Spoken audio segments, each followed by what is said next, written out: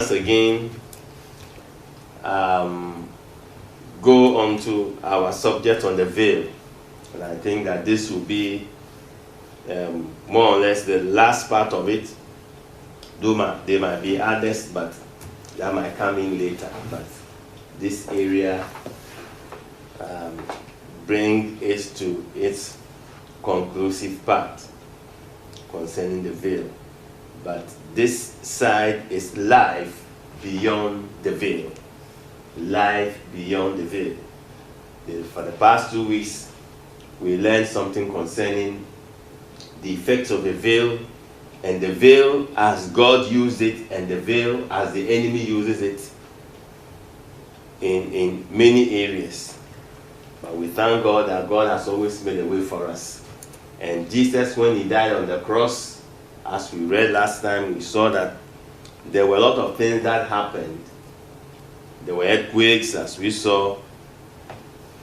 And then one of the things that we are standing on is where the veil in the temple was rent open, so that the old principles and other things which prevented man from entering to the presence of God was brought down, so that man will have access to the presence of God. Hallelujah. Amen. We also found out that Satan also uses the veil as another way, because anything that God does, he also do a counterfeit. And he has done a counterfeit to prevent people from marrying, prevent people from prospering, prevent people from moving into greater parts in their lives. So he's also a counterfeiter. But thank God that the death of Jesus Christ dealt with all this. So when one is delivered completely from an evil veil, from a satanic veil, or from a witchcraft veil, or from an occultic veil, or any form of veil that prevents him, when he is completely delivered, that is not the end. We need to go beyond the veil that Jesus died to rent open for us to access the lost glory. Because when man fell short in the Garden of Eden, what the Bible says that we fell short of the glory of God. Because it is the glory that enables us to do or to come into realization of everything that God has spoken concerning us. When God told Adam that be fruitful and multiply, replenish the earth, do this and this and that, everything that God spoke to Adam was empowered through his glory. He was empowered, and by his communication or by his contact with God, there is manifestation of everything that God said. If you look at it, the Bible says that when man sinned against God, the ground was cursed for man's sake. So the seed and other things that are supposed to produce more were not producing as they are. But if you can look at it, the seed itself was not cursed. So you see that when you take a seed, because God, whatever God has embedded inside the seed is still there. When you put a seed in the ground, the seed that we always throw away when we take fruit and other things, it has the ability to make a forest. But sometimes we put them in the bin. But if we really know what it is, when you put it in the soil, it brings out extra more fruit. And what if you throw them more into a very vast land? By the time you realize, it will become a whole forest. So when you look at a small seed like this, inside the seed can be a forest. Hallelujah. But you see it's as little. The same thing that God has made all of us great. For our greatness and for the place that we have to be manifest, it is the glory that helps us. So when the glory was lost, many things was done by manpower. Adam tried to cover himself because the glory was removed, so he saw that he was naked. No glory. So he had to put some, God helped, he put on some leaves, but God made a temporary clothed with the animal something to cover them So life became very tough for them. But thank God that Jesus came to bring us back to the place where the glory will be contacted for us to manifest. The greatness and everything is still in man. But until man gets to his source, we will not see the manifestation. That's what gives the enemy the access to hinder or to do many things against us.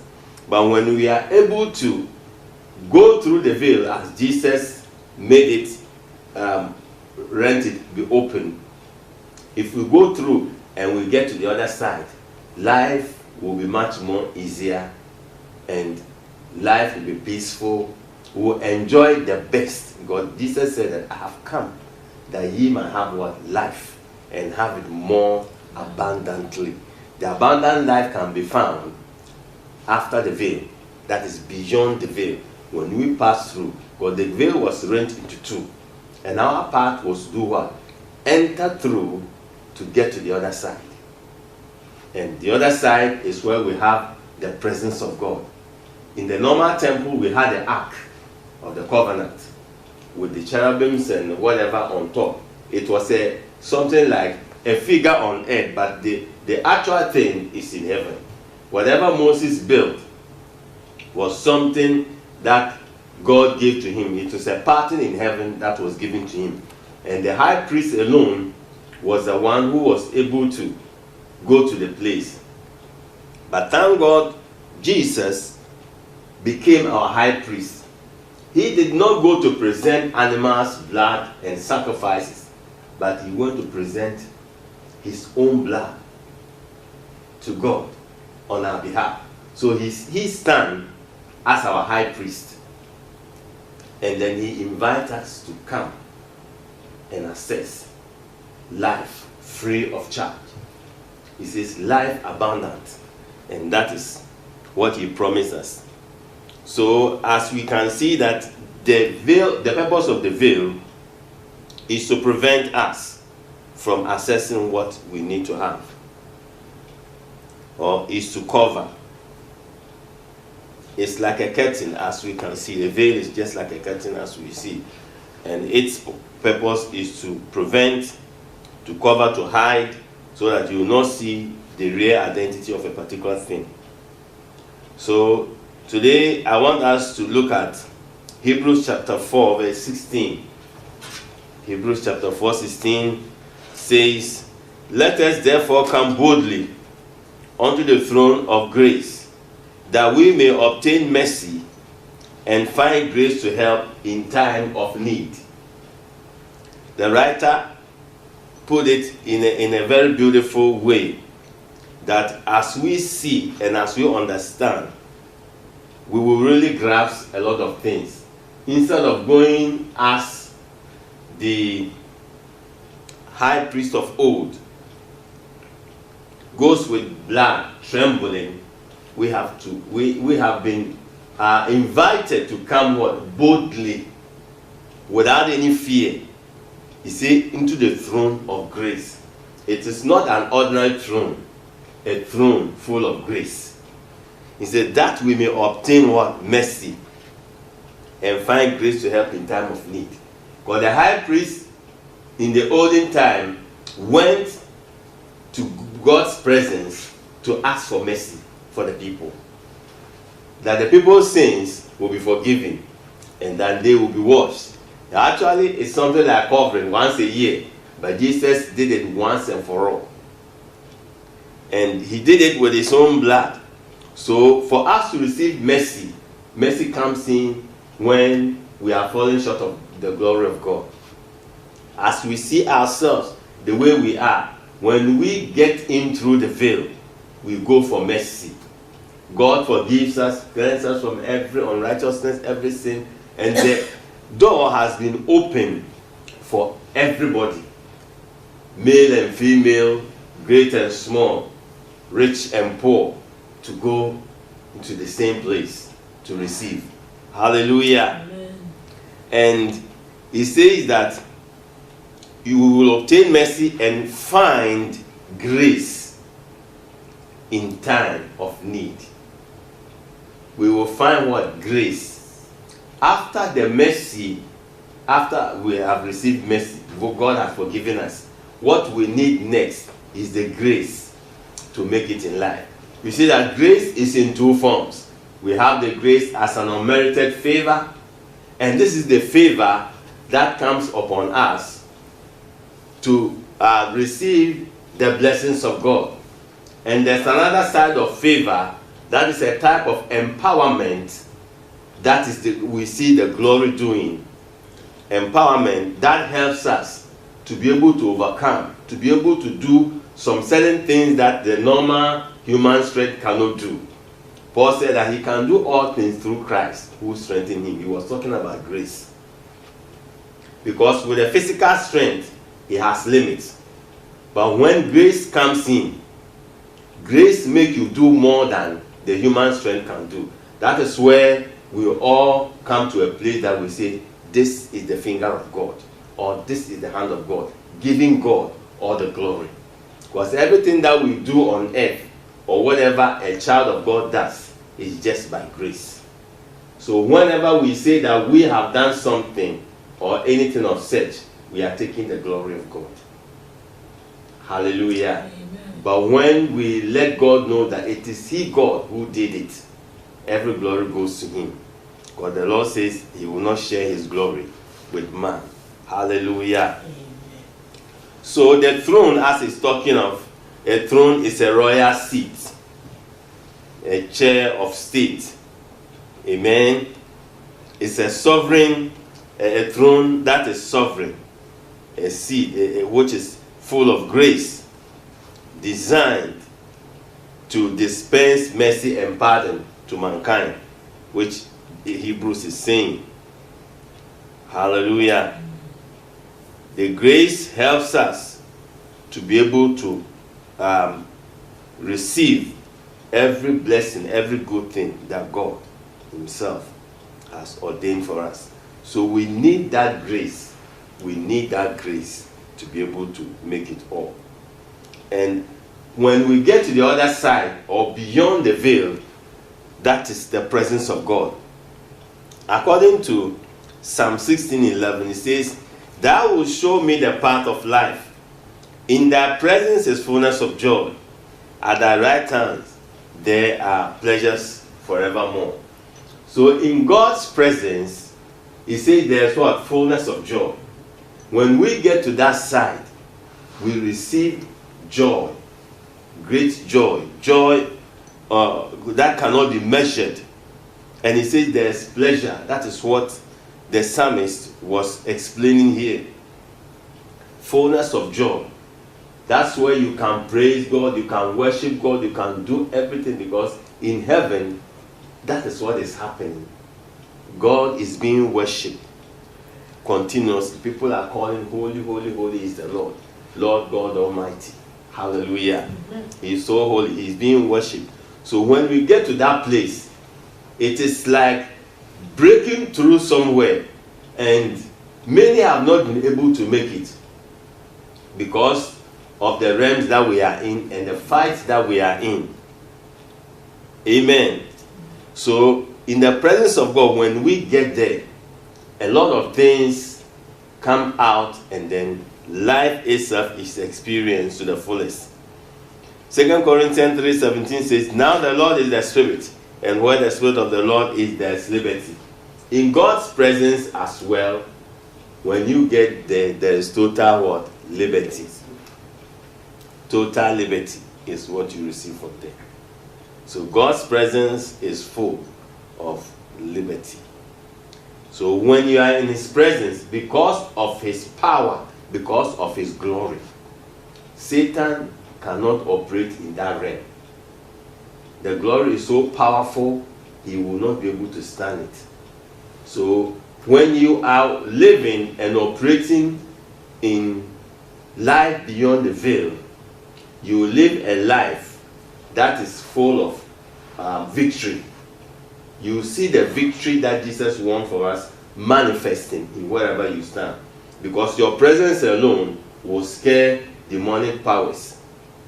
Witches cannot stay wherever you are. Even the normal Christian, if you understand what the Word of God says, and they say somebody is a witch, you will not tremble. Because you stand in a higher realm than the witch himself. Where you stand is higher. So when they say somebody is a witch, you shouldn't be moved. Because you are in a different world. The Bible says that we've been translated from the power of darkness into the kingdom of light. And according to John chapter 1, it says that darkness could not comprehend the light. Darkness cannot stand light. Anywhere there is light, darkness gives way. And where God's presence is, where his glory is, there's no darkness. Isaiah makes us understand. Part of Psalm also makes us understand that a time is coming, we will even not need the sun and the moon. The presence of God will give us light. Because God is light. Hallelujah. So, when you get into his presence, because of his power and everything there, life becomes, how do I put it, enjoyable to live. That's where you will see God's glory. Because you have passed through, or you have broken through some realms. You see that Jesus describes himself as a temple. And Paul also used the same terminology when he described the temple. We see that we have the spirit, soul, and body. And the Bible says we are the temple of the Holy Spirit. The Holy Spirit resides in us. So we have the flesh. Anyone who is living, that is before the veil, you see that it is the flesh that will control his life. Everything will be done in the flesh. But when you bypass that realm, you come to his presence. As you are walking up and down, you will still be in his presence. And that is where you can live a fulfilled life. Because of the glory, you will experience a lot of good things. So the place of glory is one of the areas that when you go beyond the veil, you will come. And when you come, because we lost that glory and Jesus' death restored that glory, when we are able to make it through to that place, we will operate in that glory. And nothing can hinder us. We will see life flowing as we are expecting. We will come to an expected end. We will be empowered to do great things, which we see that your expectation, that we put that way, your expectation will actually come to pass. What God has said. Hallelujah. That is what the glory is. It's the only thing is that we have to be able to pass through the veil and go back to our source. Because that is where we came from. And that is where we belong to. So when we are connected to the glory, everything will come in line.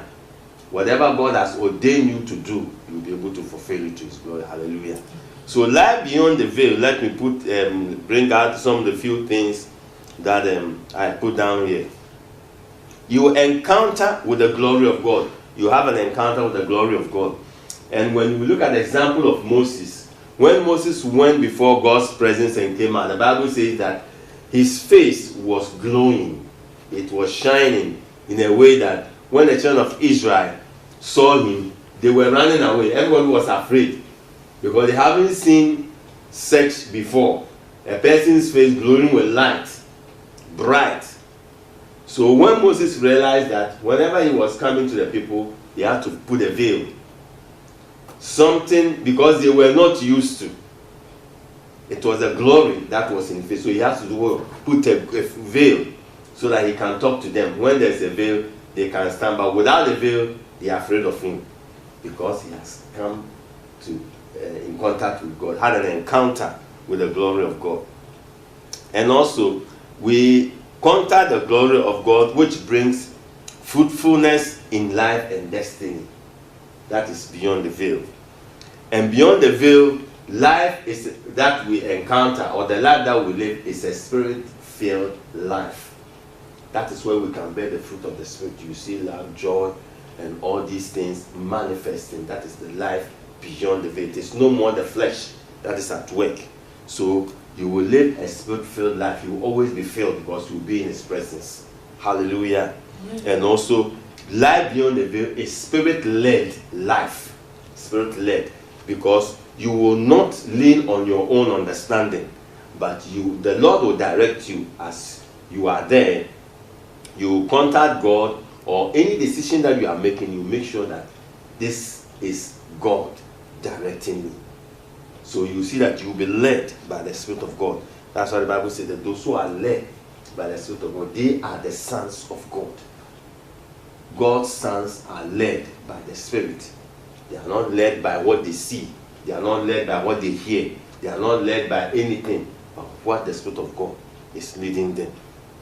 And the life there is not a life of carnality. You will not see this carnality and the works of the flesh manifesting in the presence of God. It is out of course completely. You will not see any works of the flesh as Galatians describe it, that all kinds of things will be happening, hatred, drunkenness, and all. You cannot get it beyond the life of the life beyond that, the veil. It is not there completely. Everything is God. And also Christ is exalted. You will not exalt yourself as people used to do. Even in some churches, people will exalt themselves and all those kinds, instead of bringing Christ about. Because the Bible says that when I be lifted, I will draw men unto me. Everything should be centralized on Jesus. Jesus needs to be seen. That's why John the Baptist said that he might increase, that I might decrease. So it will be Jesus alone and not we. Hallelujah. It will not be a place of competition, like as we see people establishing churches and here. The fact is that, oh, I have this number of members, this has, so it will be like competition. This one doesn't have a choir, this one doesn't. In the life beyond the veil does not have any competition. It doesn't have any politics where people will say that, okay, I want only this man alone, so let us make sure you remove this assistant pastor, we remove this, or don't go to this church because they believe in this, that side. There is no anything like that. People don't compete with others. If you are born again and you are led by the Spirit of God, it's the Spirit that makes us brothers and sisters. It is not the name of churches. You will see that this is my brother. That's what identifies us. It is not the name of church, though, because somebody believes in this. You say, don't go to this man, don't talk to him. Or life beyond the veil does not have those kind of things happening. And it's also a life there. It's a life that is full, has total obedience to God. A life in total obedience to God. You see that you will obey God in anything that God says. It doesn't matter how it is, but when you are in that place, everything to you will be God and not you alone. Hallelujah. And also, you will enjoy full protection and full provision of God. That is where you will not think about what you are going to eat or what you are going to drink or what you are going to wear. Because he has said that because your mind and everything is about his kingdom and being there, you make provision. Moses went to God's presence. For 40 days and 40 nights, he did not eat anything, did not drink anything, but he was sustained by God. Are you seeing it? And even if you look at when the children of Israel were in the wilderness, it was God who provided for them. Whatever they would eat, he made provision. They never thought. Only their part was only complaining. But God made provision. So when you are there, you will know that it doesn't matter how. Because God says that he feeds the ravens, he feeds the grass and everything. He will also feed you. He will clothe you. He will shelter you. Hallelujah. So when we look at an exemplary life, or an example, a life that is an example like the life beyond the veil, one person's life that we can use as an example is Job. Job, hallelujah, is Job. Job, people, they say that his name, some say that his name is persecuted, and also some other theologians put it as doubt. He said that he was one of the patriarchs from one of the which Old Testament books describe his name. He was living in the land of Uz, as the book put it. He was belonging to some of the branch of the Armenian race, which was settled in the lower part of the Mesopotamia. You see that he became very great, and everything about him was blessed.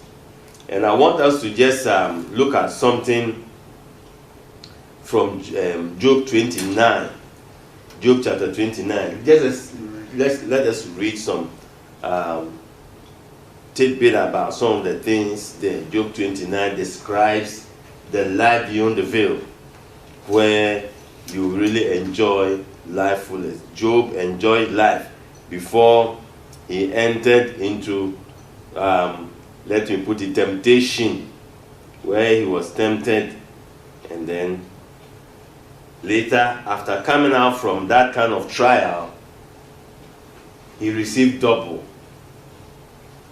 So during the time of his challenges, he remembered some of the things that he went through. And this is one of the accounts that was written that I want us to see from one. It says, moreover, Job continued his parable and said, oh, that I were in the month past, as in the days when God preserved me, when his candle shone upon my head, and by his light I walked through darkness. As I was in the days of my youth, when the secret of God was upon my tabernacle, when the Almighty was just with me, and my children about me. See, the Almighty was with him because he was enjoying the presence of God. He said, when I washed my steps with butter, and the rock poured me out rivers of oil, talking about the anointing that he was operating through in the presence of God. He said, when I went out to the gate through the city, when I prepared my seat in the street, the young men saw me and hid themselves, and the aged arose and stood up. The princes refrained talking and laid up their hand on their mouth. The nobles held their peace, and their tongue clave to the roof of their mouth. When the ear heard me, then it blessed me, and when the eye saw me, it gave witness to me, because I delivered the poor that cried, and the fatherless, and him that had none to help him. The blessing of him that was ready to perish came upon me, and I caused the widow's heart to sing for joy. I put on righteousness and clothed me. My judgment was as a robe and as a diadem. I was the eyes to the blind and feet to the lame. I was a father to the poor, and cause which I knew not I set out. And I break the jaws of the wicked and pluck the spoil out of his mouth. Then I said, I shall die in my nest, and I shall multiply my days as the sun. My root was spread out by the waters, and the dew all night upon my branch. My glory was fresh in me, and my bow was renewed in my hand.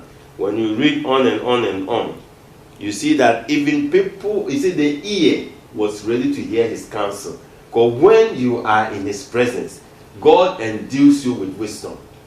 God endues you with power. And his glory and favor upon you, anywhere that you stand, you attract attention. People want to hear you. People want to, you see, he was anointed and blessed. Not only anointed without nothing. He said he helped the poor. The widows and all depended on him. They would sing for joy because Job was around. Job was their hope. Because Job was enjoying the glory of God. He said the Almighty was with him. He walked with God as Enoch walked with God in his days. So he is just as an example. So when God brings us to that side, it will not be competition, but we will have the heart of God. God's heart is to help the weak, to help the poor, to help snatch those that the enemy is trying to steal or to oppress. And that is what Jesus Christ came. He said that he was anointed to deliver the captives and those who are oppressed by the devil. So you see that when you get to that level, You will be blessed, you will be anointed, and all that you do is kingdom. You will be kingdom minded, because that's what Jesus came to do. That's what you also do, and you will be a blessing to many. Hallelujah. So at the other side, life beyond the veil is a life that is enjoyed, sweet, life abundant as Jesus promised. And before I conclude, I want us to look at the what you call comparison, also an example of comparing some of the life that was lived and the life that was lived in his presence. And we can take Moses and the children of Israel as an example. Moses was in the presence of God. God's glory shined upon his face, while the children of Israel were at the other side, grumbling all the time, though God was with them, leading them. So their lifestyle and everything is an example of life that we are living today.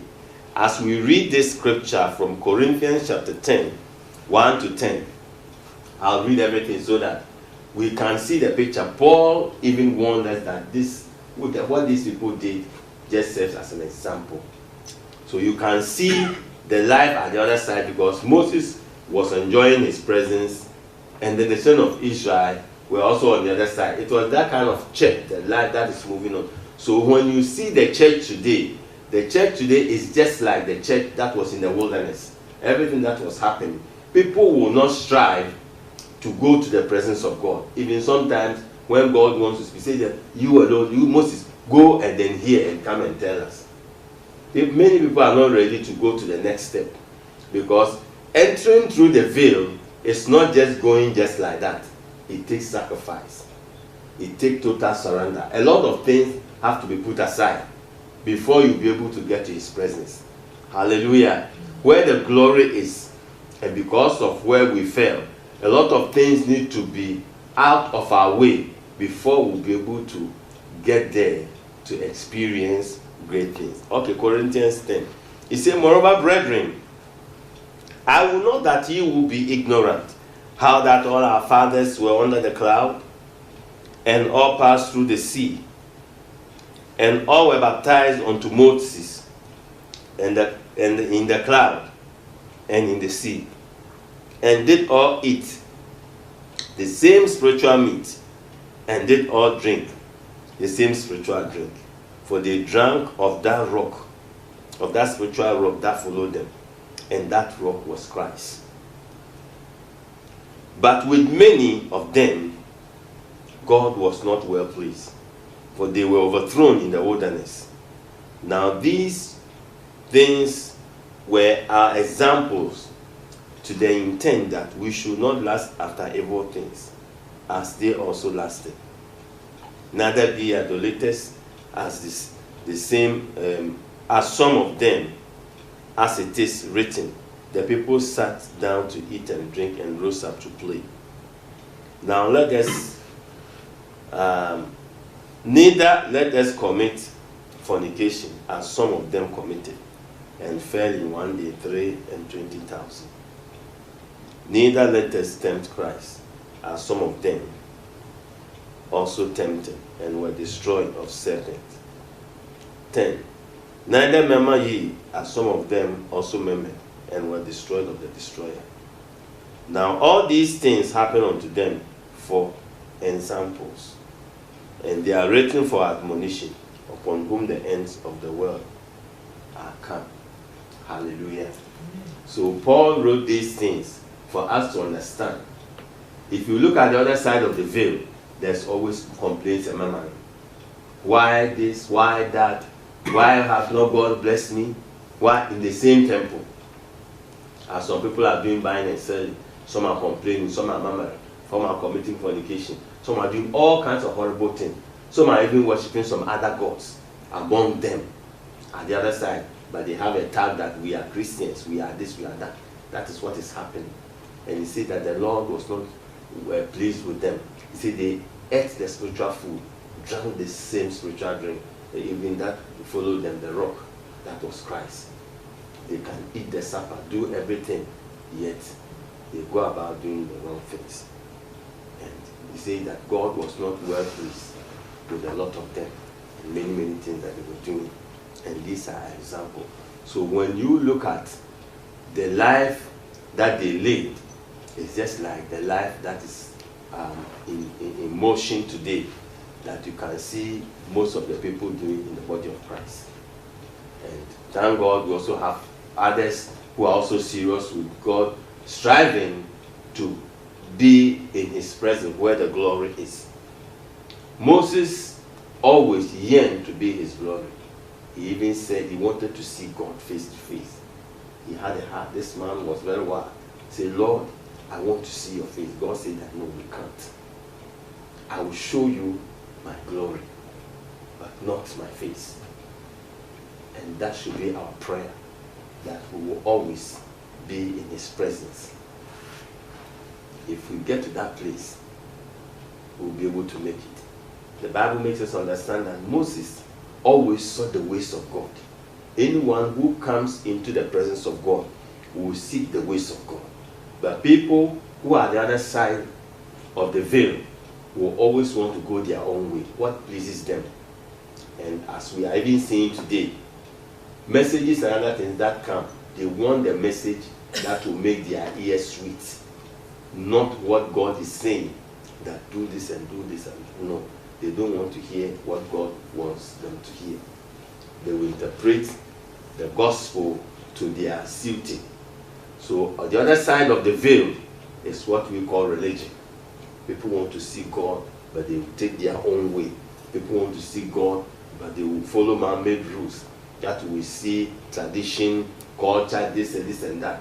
If you look at the Pharisees, for example, that was what they were doing. They tried to put all kinds of laws to make people stumble. Them, they will not follow the law, but they want people to follow, and they make themselves as righteous people, walking about, hindering people from entering the kingdom. Them, they are not ready to enter there, yet they will hinder people. This is what is happening. But it's my prayer that all of us will seek, as Moses sought to see God's face. Let's seek to be in the place of glory, God's presence. As we get there, things are going to turn out for our favor. Every promise of God in the scripture will begin to manifest. Our greatness, whatever is in us that God has put inside, will not be hindered. Automatically, you see things manifesting, coming to reality as you get there. Because if you look at the fishes and other things, nobody teaches them. When you put the seed in the soil, nobody will go and tell the seed that, hey, seed, do this, do that. The seed knows that when it gets to the soil, it needs to grow. That is how it is. And anyone who is great, the greatness in you, if you are in the presence of God, you will not need any struggling. That thing will begin to come out by itself. But when you are at the other side, that is where Satan will try to mislead you, will try to hinder you, to put a veil, to cover you, to oppose you by any means, so that you will always complain or you will not seek the presence of God. And then things will be hindered. Sometimes people who are great will not see the greatness, and then they will leave this earth. But I know that as the Lord is opening our eyes, we will seek to go through the veil, to live the life beyond the veil, a life full of freedom, a life full of joy and peace, a life that we can also impart to others, a life that we can enjoy the glory of God and his presence forevermore. He said, in his presence there is fullness of joy and life forever. That is why some of the saints, when they die and get to the other side, and the people are praying them back, and when they come back, they get angry. They say, why do you pray me back? Because at the other side of life, sometimes they are not even able to express the joy and the peace that is there. Hallelujah. They cannot explain it. It is beyond explanation. It is beyond explanation. So we pray that God will help all of us, so I will be able to have fulfillment in life by getting into his presence. Because Jesus, our high priest, has paid the price for us. All that he's saying that we should come with all boldness. We don't tremble. We don't need to go through, do any kind of ceremonial something. Accept him, believe in him, and come to the throne of grace. He said we'll receive mercy and find grace to help in time of need. So the grace that we need to make it is at the other side. Hallelujah. It's at the other side where they call it the Holy of Holies. That grace is there. Jesus is already there. And he will see us through as we, surrender completely unto him. He will take us through. Paul said that we should not be conformed to this world. At the other side of life, other side of the, veil, the world will try to mold you. But when you pass through the veil, you receive Christ's mold in your life. We need to be shaped by Christ. That's what you become. So when you are walking about or going, nobody will even describe who you are.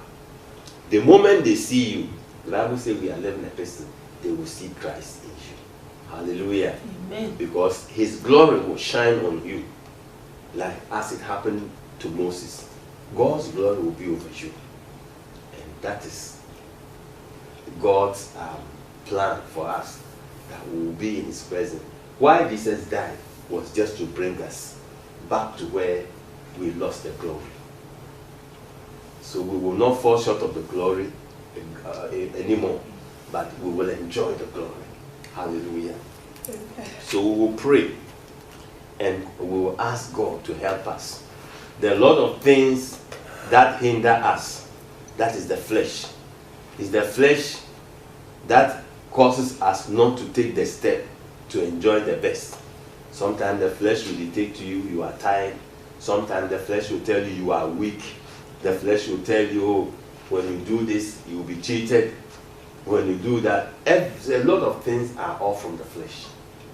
But when the Spirit is speaking, he will say, sometimes the Spirit even will say, you keep your mouth shut, follow me. And he will do everything. Because the Bible says that if God be for you, who can be against you? Hallelujah. So we are going to pray that God will help us, that his power will mortify, crucify the flesh, and to help us to be able to take whatever it takes for us to get to the other side, to pass through the veil which has been opened for us, to get to the place that is the Holy of Holies. We pray that God will help us. So all of us will be on our feet as we look unto God. Spirit of the living God, fall afresh on me. Spirit of the